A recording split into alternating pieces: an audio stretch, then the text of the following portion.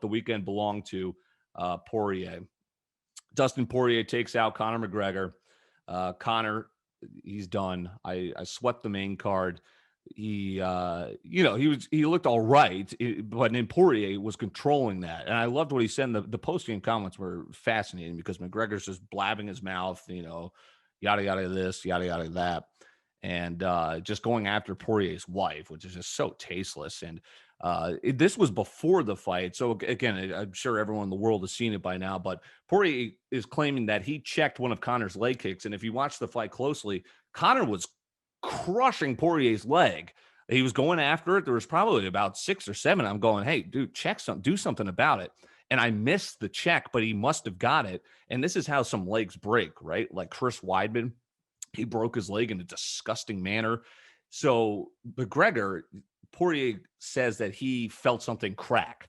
And that would make sense because McGregor, it looked like he wasn't even touched when all of a sudden half his bone is sitting on the mat in front of her eyes and his leg is dangling like a flank steak behind him.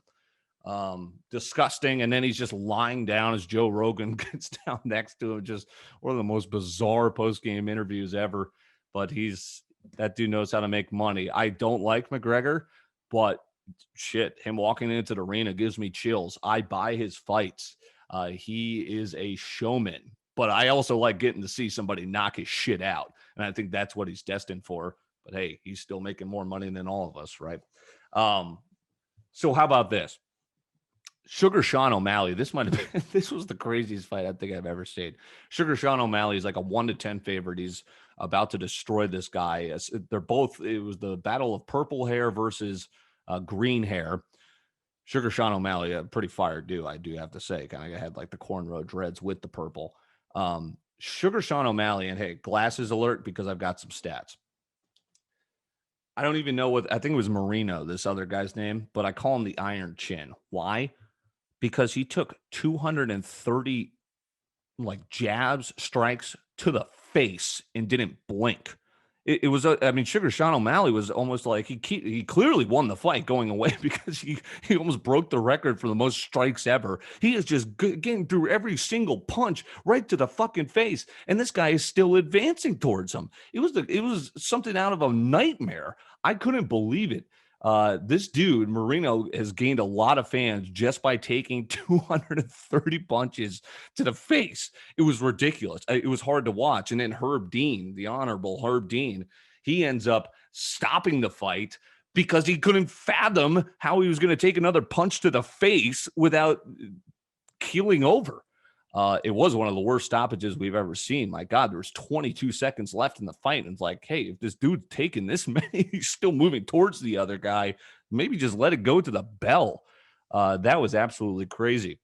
And then lastly, this was the funnest fight for me because Greg Hardy is the worst fighter of all time. He's 7-4 now as a professional fighter after he got ran out of the NFL, excuse me, for being a D-bag domestic assault person, right? Convict, allegedly, I guess, but bad dude. And he's not good in the UFC. So it was fucking awesome to see Tai Tuivasa knock him out in less than 2 minutes. I mean, that was awesome. And that was the easiest lock of the night. Hardy is so bad. How the hell, if he gets another pay-per-view fight, that is just ridiculous. I mean, it is just terrible to see him on the card just wailing around. He's wailing around. He's not a fighter. Okay, yeah. So that was the fight I enjoyed the most. Was I literally went to the bathroom at B-Dubs in Vegas, and I came out, and that was right as Tuivasa just clubs him, uppercut, gets Hardy, and I just see my table, and we're all on Ty and Tui. We're just going crazy. We're just elation. I tell you, one of the best things ever is just going to a UFC. I want to go in person. But even a watch party, just getting with your buddies. That's one of the funnest parts to watch and bet on.